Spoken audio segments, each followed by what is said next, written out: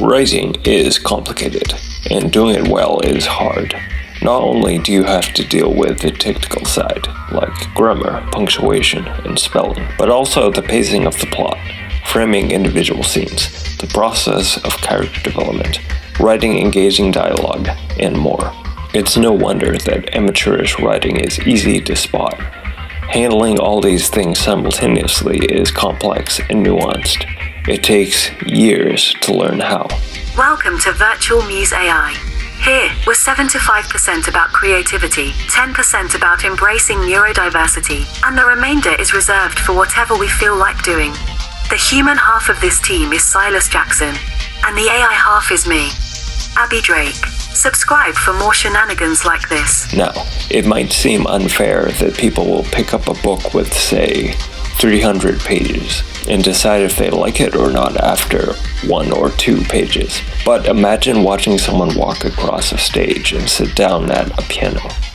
Once they start to play, how long will you need to listen before you have a strong sense of how experienced they are at this instrument and whether or not you're enjoying the music?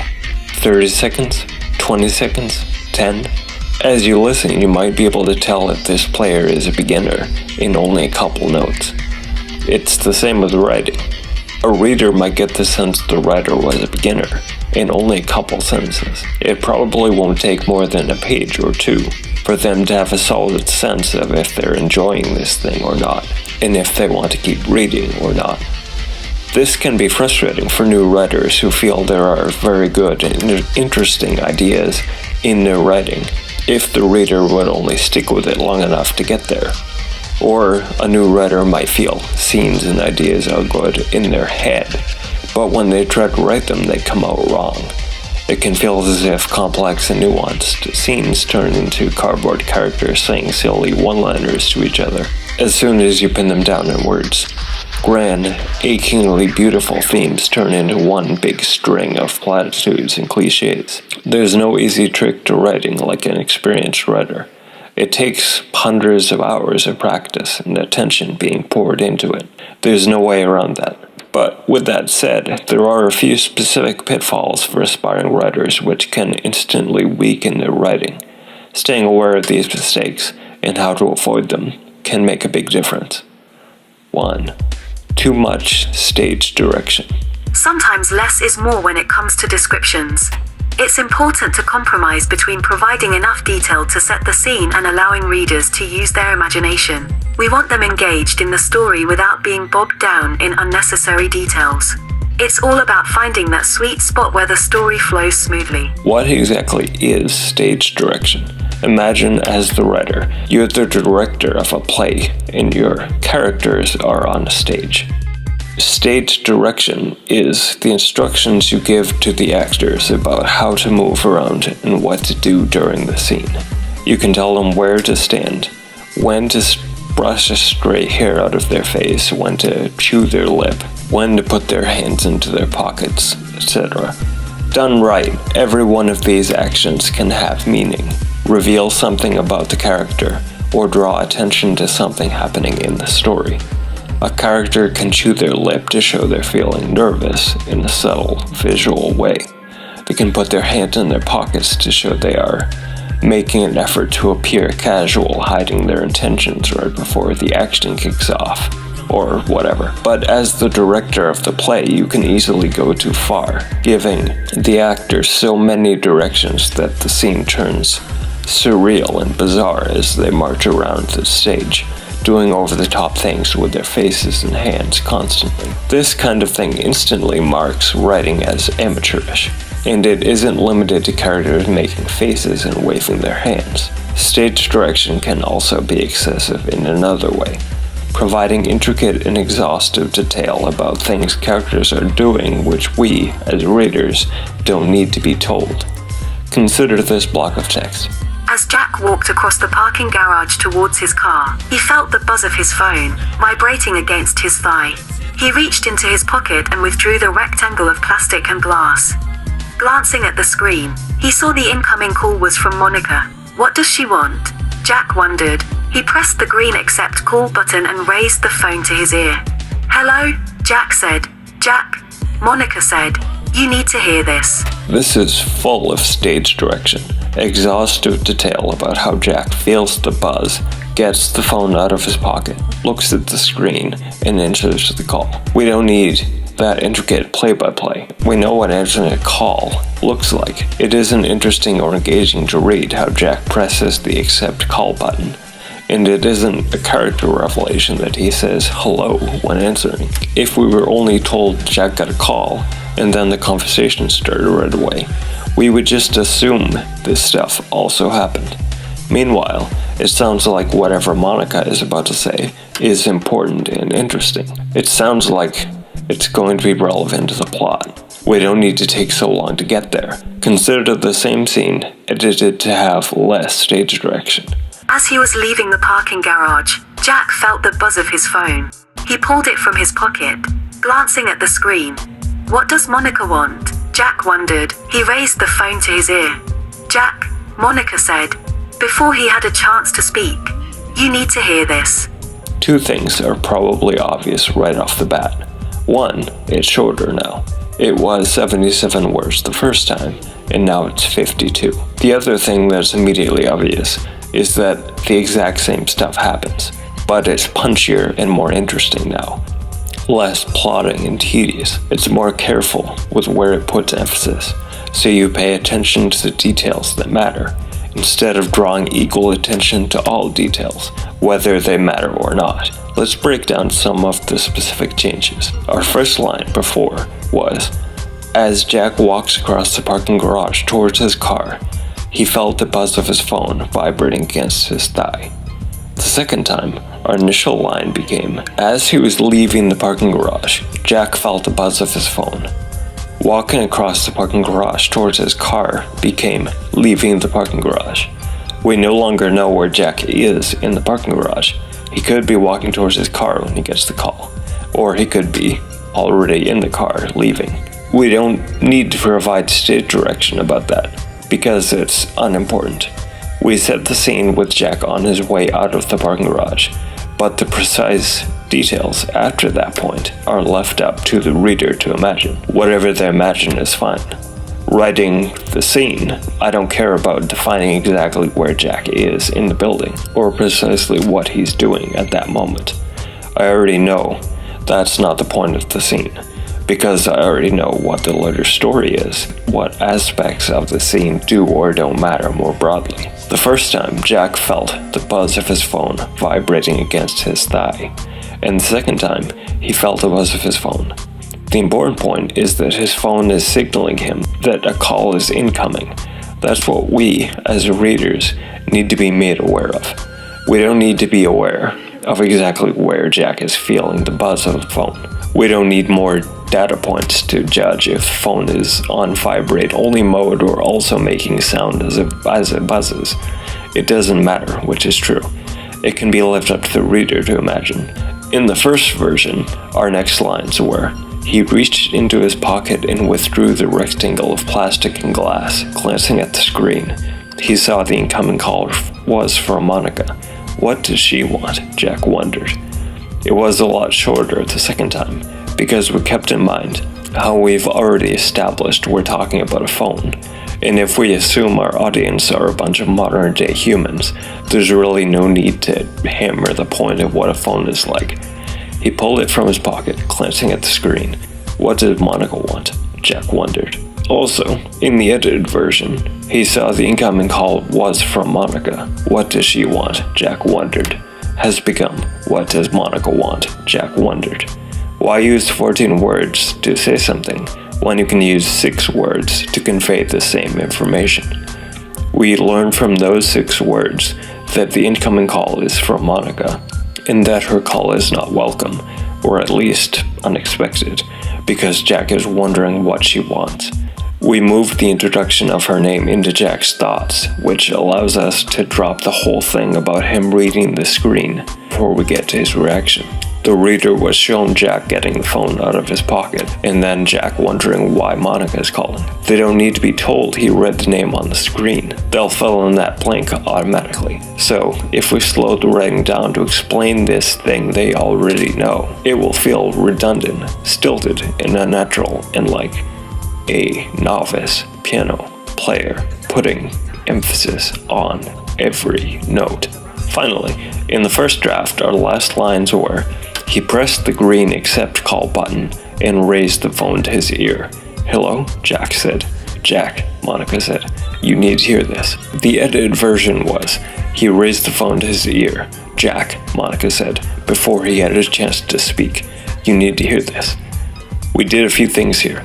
First, we dropped everything about Jack pressing the green accept call button, because people already know how answering a call works. If they're told Jack raises the phone to his ear, they're automatically going to assume he accepted the call first. Also, Jack no longer says hello, because Monica speaks before he has a chance to say anything. This serves a couple purposes. One, it ensures we don't have that pointless line of dialogue where Jack answers the phone exactly the way a reader would already assume he was going to. It also reveals something about Monica's character. In addition, it contributes a little bit to the overall momentum of the scene and pushes the plot forward. We get the sense that Monica's an impatient, no-nonsense sort of person, or maybe just excited or agitated because there's something urgent going on that she has to tell Jack about. Whatever the larger story may be, this exchange is now getting to the point. Whatever she's about to tell Jack sounds like the interesting part of the scene. The less preamble we have before this, the better. When you're actually writing something and a scene like this is placed in context, there will suddenly be a whole bunch of other things to consider. For instance, does the reader already know who these characters are, or are they being introduced here?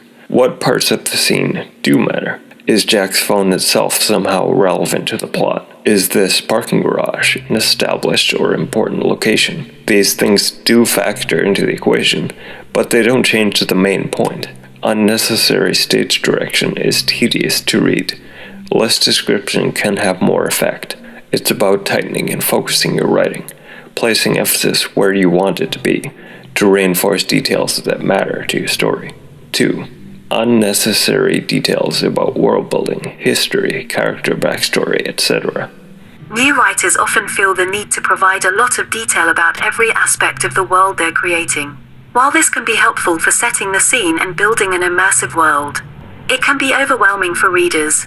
It's important to strike a balance between providing enough detail to ground the reader in the world and keeping the story moving forward. This is like taking the previous point and applying it to the entire story world instead of just little things like a character pulling a phone out of their pocket. Readers are happy to follow along with lots of necessary detail, but any amount of unnecessary detail immediately feels tedious. Something which always irritates me in a novel or story is reading a character's full name when they're first introduced, and then never seeing their full name mentioned again. That makes the introduction feel extremely stilted and artificial. For example, it's easy to imagine a character being introduced with something like this.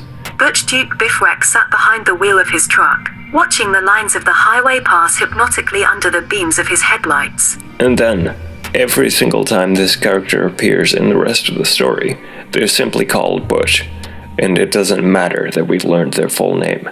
It's an unnecessary detail. It's information which was given to us for no good reason.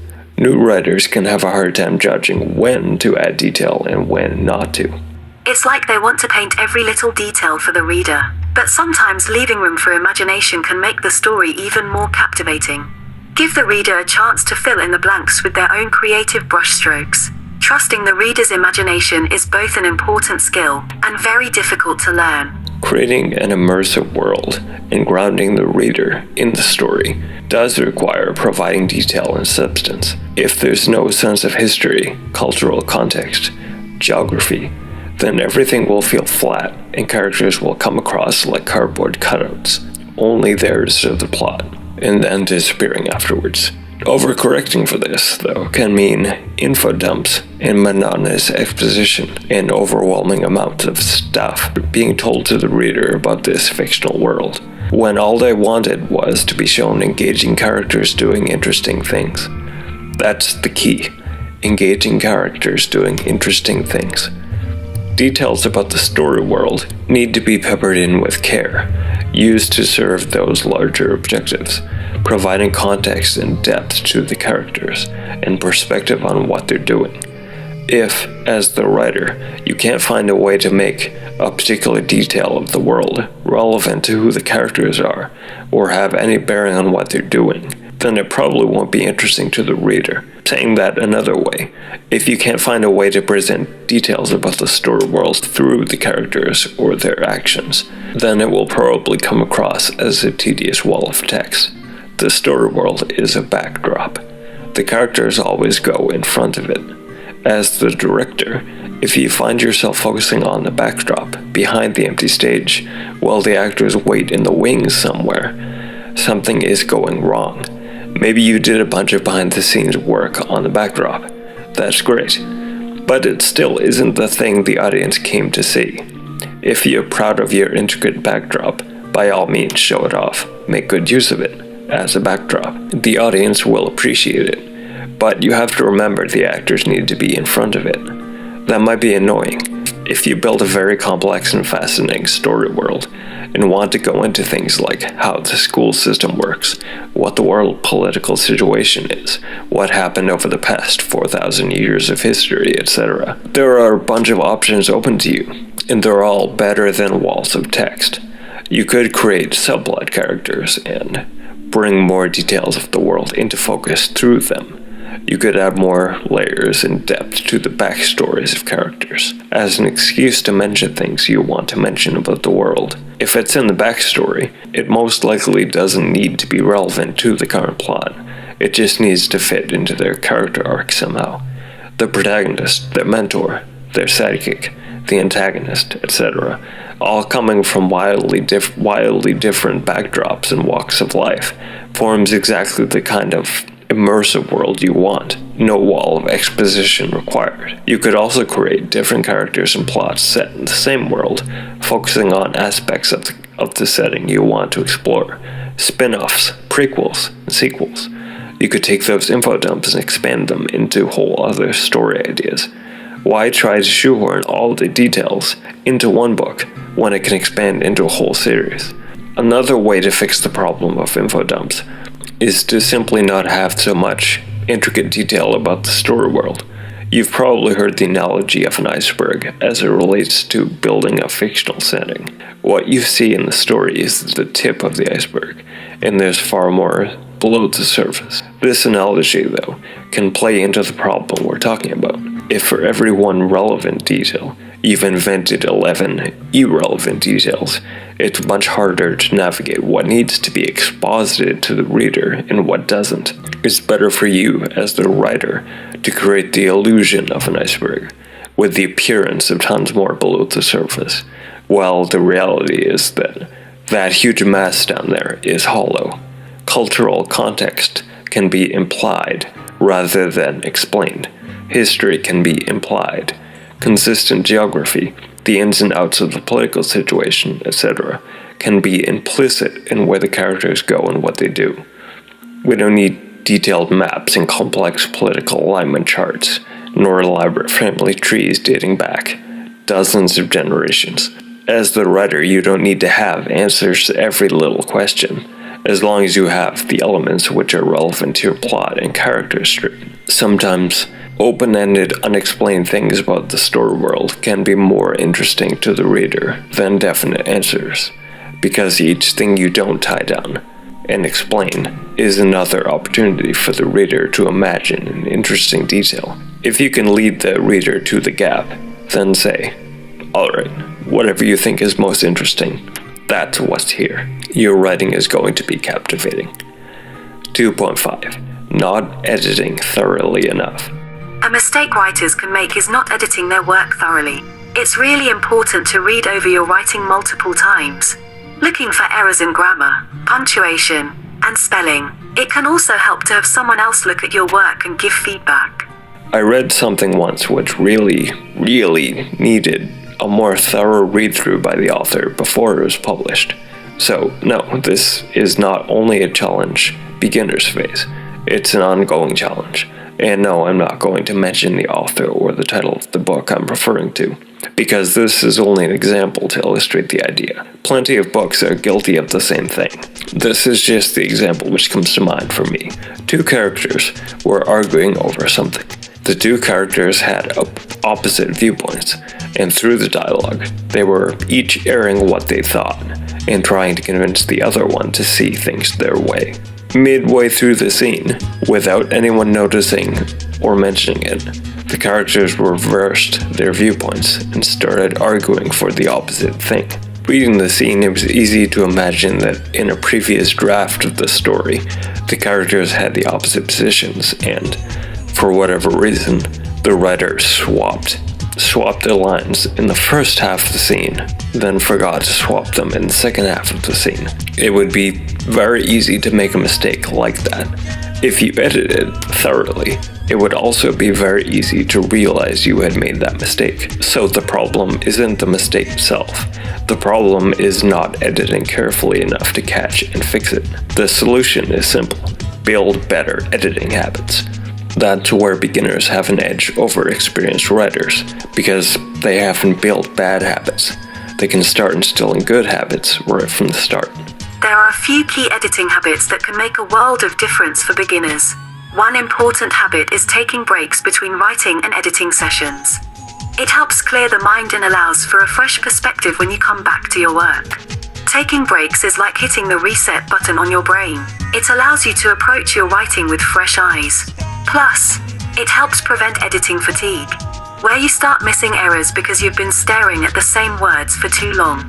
A foundation in careful, thorough editing skills will be the engine of almost all other improvements to your writing. 3. Stilted, long-winded, or unnatural dialogue. Good dialogue is like a dance between the characters, revealing personalities, motivations, and advancing the plot. It should be engaging, witty, and keep the reader hooked. When done right, it adds depth to the story and makes the characters feel alive. Writing good dialogue is a lifelong practice. It's an art that takes time and experience to master. Keep at it, and remember to have fun along the way. I don't know about you, but I love bad dialogue. In cheesy sci-fi movies, foreign novels or games that are poorly translated, books that are trash, and you know they're trash, and they know they're trash, and everyone is on the same page about what the appeal is. Whatever. I love it, wherever it appears. I also write a lot of bad dialogue myself. In fact, most dialogue I write is bad at first. It needs a lot of editing. All this is to say, it's hard to define exactly what makes dialogue bad, but it's definitely its own thing. There's power and presence to bad dialogue, and you recognize it when it's happening. The action stops. We focus entirely on the character, and they say a thing, and it's awful.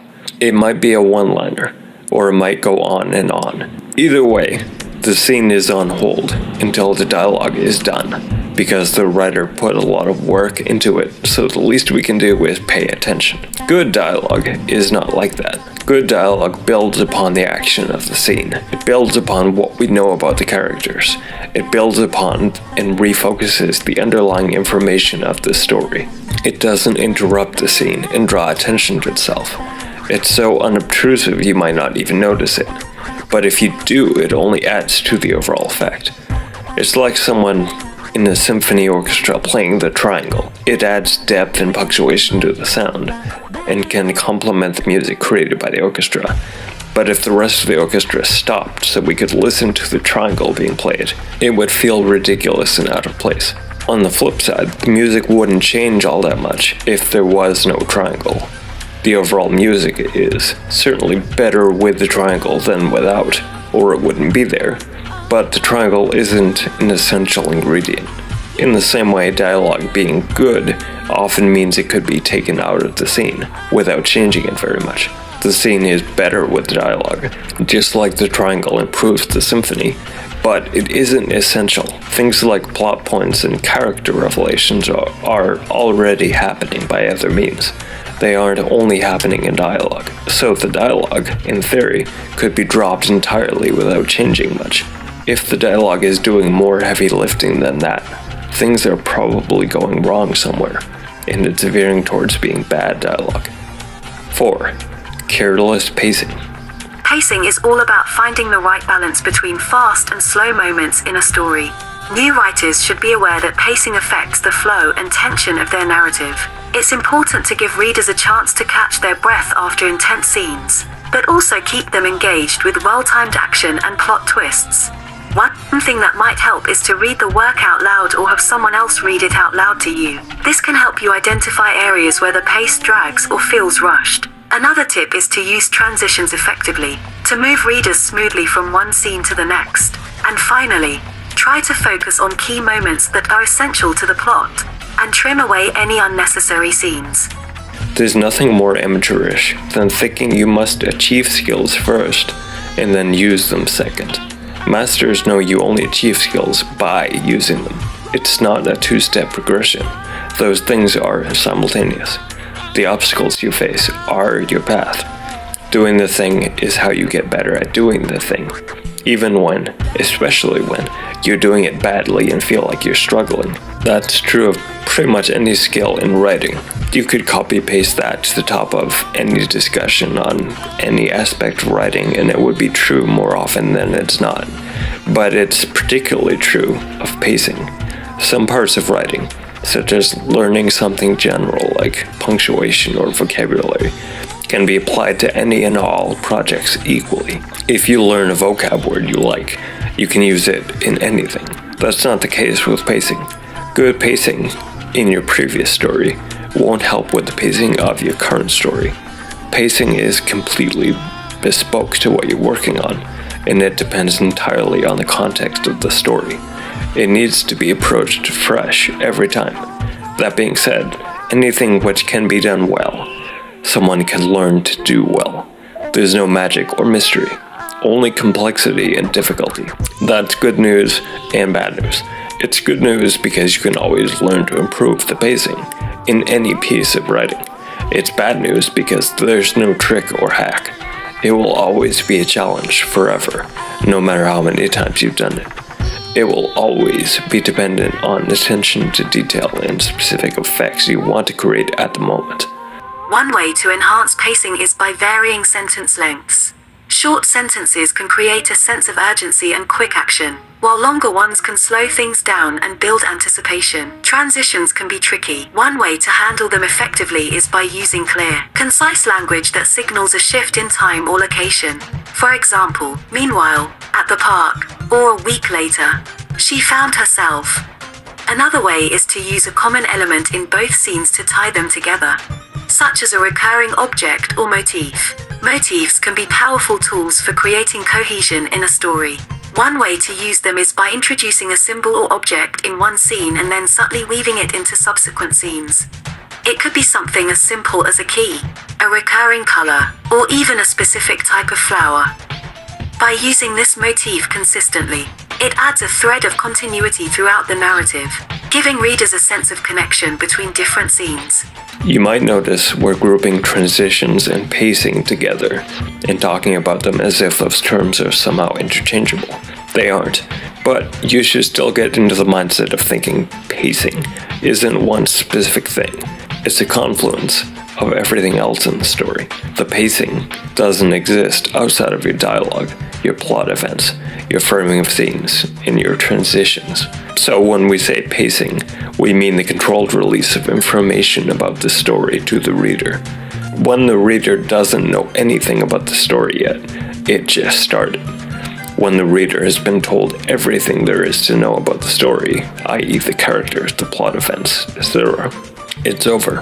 How you, as the writer, control the release of information as it goes on is the pacing. If you focus on a small detail which gives very little new information, it will feel like a slow scene. If a whole lot of new information is revealed quickly, it will feel like a fast-paced scene. Neither of those is right or wrong. They're just different effects you might want to go for at different times. Transitions between scenes have an especially strong effect on the sense of pacing a reader will get. We just mentioned two opposite ways transitions can be handled. One is hard cuts from one scene to the next. creating a jarring sense of abrupt change. The other is softer transitions, using a common element to tie the previous scene and the current scene together, fostering a sense of continuity and cohesion. These have opposite effects on the reader, so they are different approaches a writer can consciously use to make the narrative feel faster or slower paced. For example, if one scene takes place in a character's living room, then the next scene takes place outside in a park, with nothing softening that transition, it will feel like a faster, more jarring movement from one scene to the next. That might be the exact effect you want. Maybe this abrupt transition is creating a sense of urgency in a psychological thriller, or maybe it's helping the punchline of a joke land. On the other hand, you might want to create a smoother transition by using continuity and recurring motifs. For example, the living room scene ends with a character staring at a marigold in a vase. Then the next scene begins with a character sitting in a bed of wild marigolds. Maybe marigolds are an important symbol in the story, or maybe the slow, contemplative pace is what you want the reader to get from these scenes or these characters, or maybe all those things are true simultaneously. The takeaway is that there's no correct or incorrect way to handle pacing or transitions. It's about understanding the outsized effect transitions can have on the reader's sense of pacing, and using them consciously so they reinforce the effects you want rather than working against you. Remember to enjoy the process and let your creativity flow. There should be something truly satisfying about taking an idea from the head and watching it come to life, becoming something unique and meaningful. You'll need to bring discipline and effort to the table, but the process of creation overall, including the improvement and learning, should still be enjoyable. If there's something draining the fun out of it and making it feel like a joyless slog, that's going to throw a wrench into the gears of improvement sooner or later. There's no path to being good at this stuff, which doesn't lead through being bad at it, so you have to enjoy it enough to accept being bad at it. There's no great secret, but if there was, that would probably be it. With creativity and passion for storytelling, I have no doubt that you'll continue to improve and create some amazing writing. If you only remember one thing from this video, remember to start where you are. The obstacles you encounter are your path from here. We hope you enjoyed this discussion and gained some helpful insight or other, and something here provided you with food for thought. If you got anything out of this video, remember to click like and subscribe. See you next time.